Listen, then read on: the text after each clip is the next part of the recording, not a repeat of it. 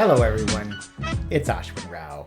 In today's video, I'm bringing you my 5 favorite boot acquisitions of 2024. 2024 was a landmark year for heritage style clothing and footwear.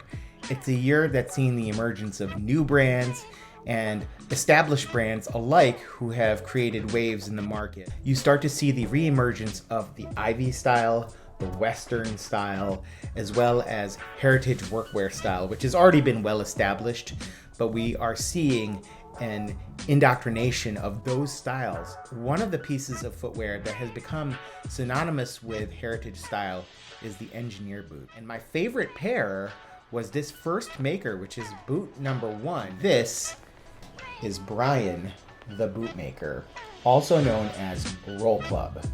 So Roll Club is based out of Los Angeles and is run by Brian Trong, who makes a wide range of footwear, including these engineer style boots, a variety of boondockers, even mock toe boots.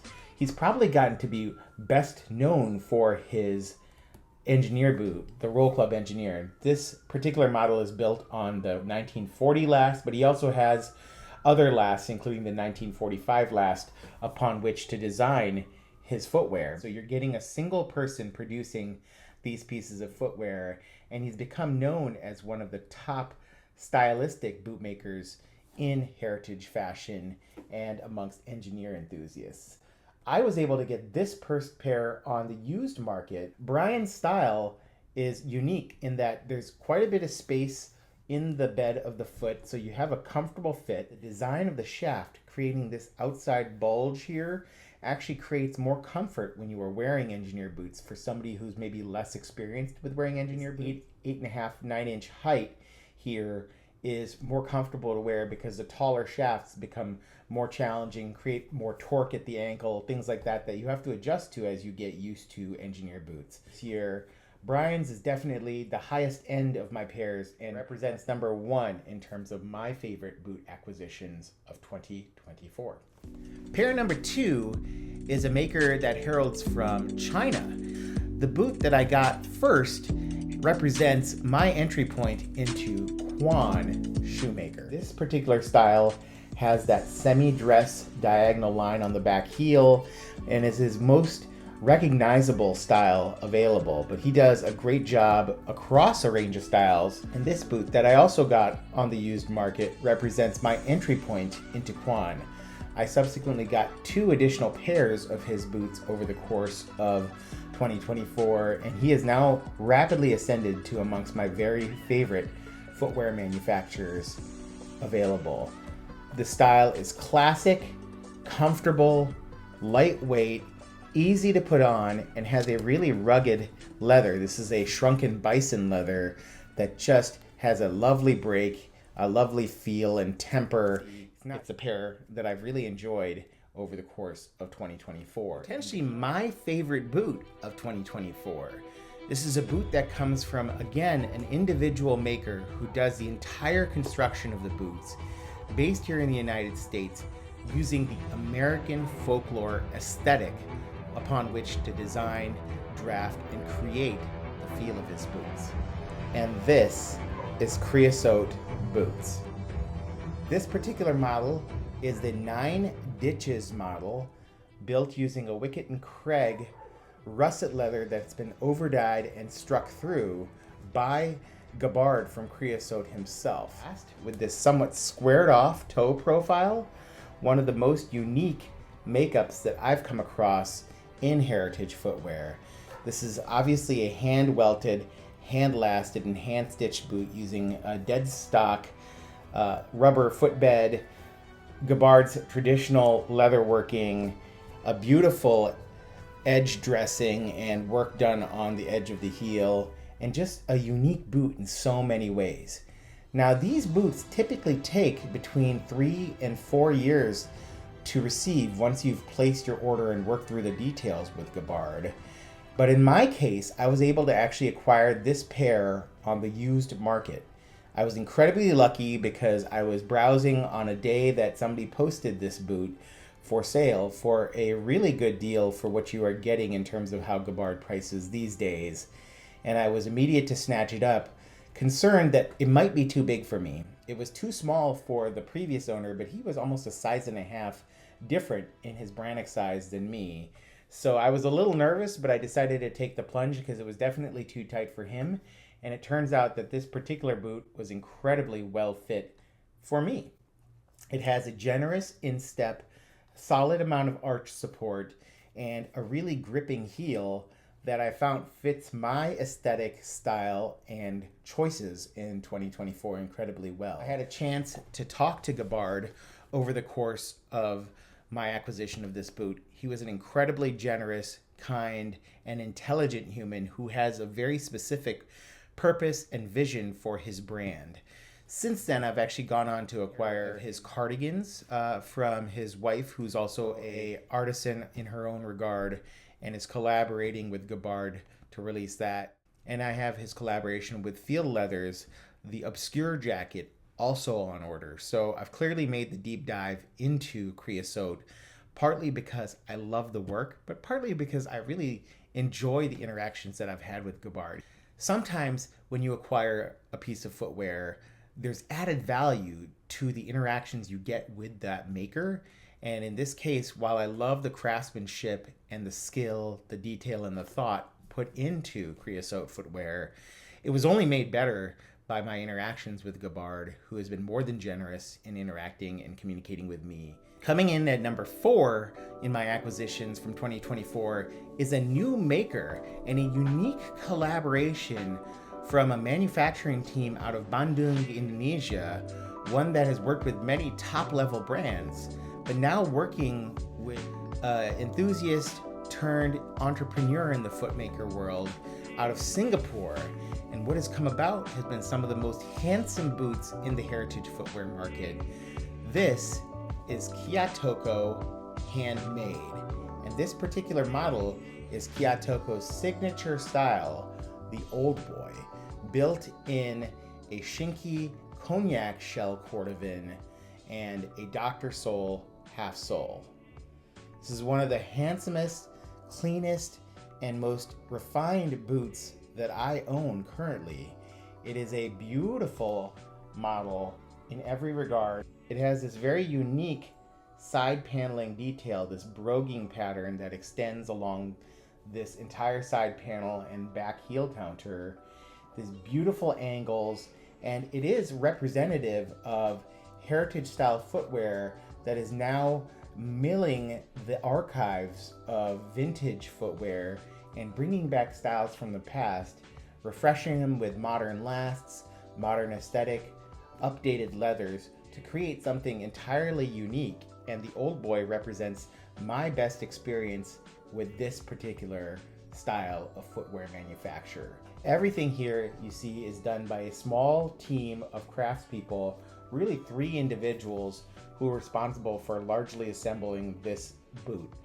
It has a beautiful Munson style last that is comfortable and yet efficient in its utilization of space. One of the great things about Kiyotoko Handmade is that they offer both ready-to-wear lasts as well as the potential for a made-to-measure self-created last, which is what this boot was built off of. And so I was one of the very first to own a pair of Kiyotoko Handmades outside of the owner himself. And he was very generous with giving me this boot to review and test, but it turns out that it may be amongst my very favorite, if not my favorite boot that I've ever owned. The Shinki shell cordovan is beautiful. It rolls really nicely. It has a different luster and quality to it than Horween shell cordovan, which has a more organic, earthy set of tones. It rolls beautifully, unlike my other Shinki shell cordovan, which has had creases because I think it's a little thicker.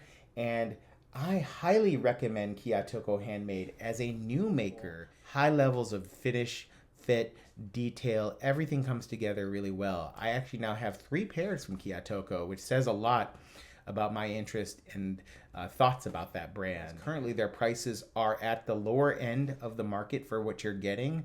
And as they get more popular and their wait lists tend to grow, it's going to get harder and more costly to own their boots.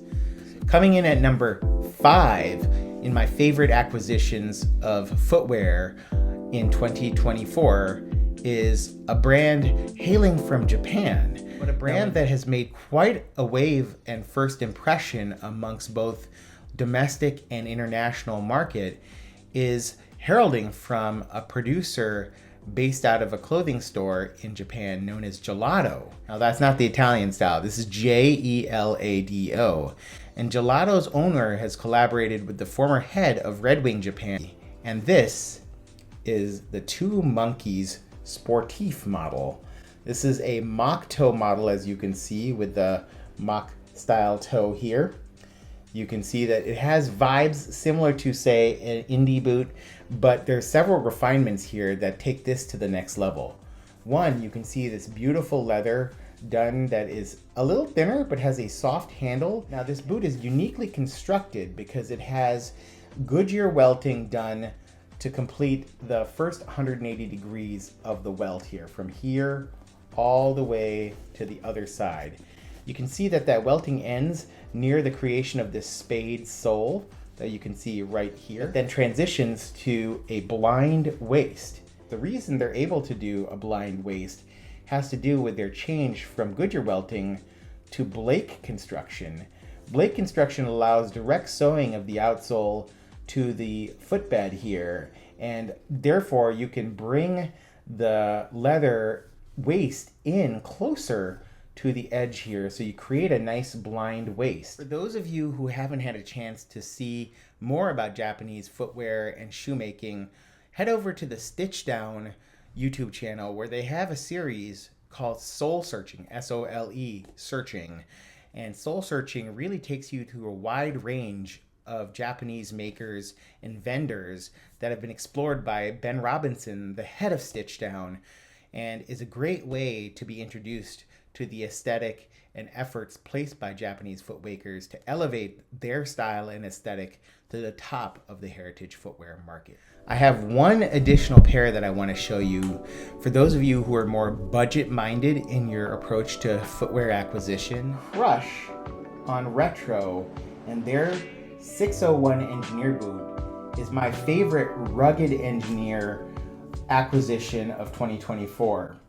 Now, I've gone through a number of other engineer acquisitions, including John Lofgren, Clinch, Brian the Bootmaker, which you've seen earlier, and Bristleblack Bootmaker. But this is the bootmaker that I became most surprised about. These guys offer unique construction, including double row Goodyear welt stitch, which you can see coming out right here, that goes 180 degrees around the shoe and then transitions to a single row at 270 degrees. You have a full grain leather heel stack and this surprisingly nice embossed leather. This is a cow leather, domestically sourced from China, that has this wax applied to it and seems to be forming nice rolls, and also takes on a nice shine and burnishes well with this toe spring here and a more bulbous toe. In fact, this particular boot last reminds me a little of the Vibram 301 in terms of both style as well as how it feels on foot. For wide-legged jeans and denim, which are becoming increasingly popular, wide-legged pants do really well with this style because it just fits the volume needed to fill the space of those wide-legged pants. Great introduction for those of you who may not have an engineer boot and want to acquire your first pair. These guys are very affordable, under $400 in cost, and they seem to be very well constructed. I've worn this pair probably about 7 or 8 times now, and you can see that it's holding up really, really well. So, crush on Retro, number 6 in my favorite boot acquisitions of 2024. As I mentioned at the onset of this video, I'm very curious about where Western style footwear will emerge in the heritage footwear market and how those two styles will blend. Heritage footwear enthusiasts are increasingly intrigued, from what I can tell, by cowboy boot and Western boot manufacturers. What I see is an emergence of styles such as the Pico style boot, which is kind of a toned down cowboy boot, the Roper style boot, and for those who want to get more extravagant, cowboy boots with their pointed or dramatically squared off toes might see more traction in 2025. Another trend that I see is a change in interest in different colorways.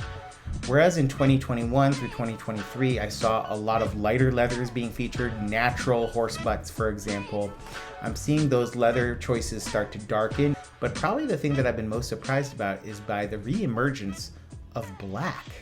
The black color represented 3 of my choices for 2024, and I'm finding more reasons to wear black colored footwear with my heritage style outfits. So black might be the new orange, so to speak. Sorry, that was terrible. But anyways, black seems to be coming back. With that said, I'm gonna wish you all a happy new year. I wanted to send you off with a fun video that would give you some food for thought in terms of boots and brands that you might be interested in, as well as trends in the industry that I see as forthcoming. I might put out another video here or there before the end of the year, but if I don't, I hope you're all doing well. I'll see you at the next video. Take care and goodbye.